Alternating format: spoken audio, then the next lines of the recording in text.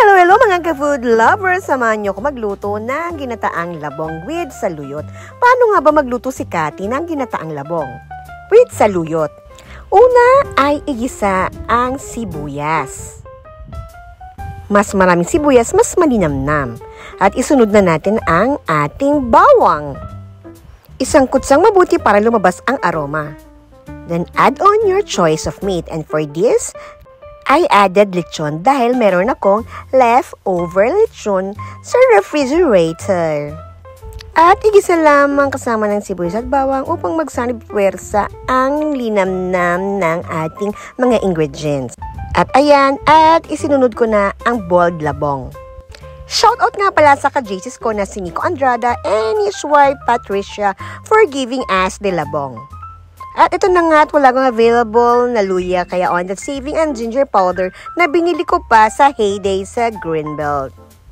Put a small amount for an umami taste. At ito na nga ang star ng kusina kapag sa mga gata dishes.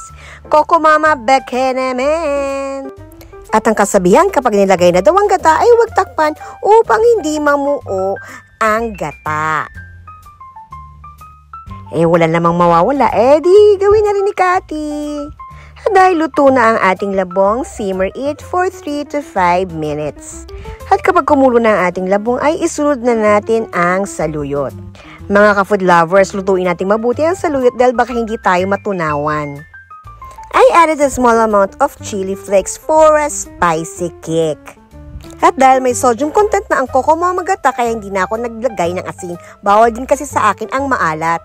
Alam niyo ba na ang labong or bamboo shoots are rich in vitamins, minerals, and fiber, and it improves digestion, and it regulates blood sugar levels. At ito at luto na ang ating gatang labong with saluyot.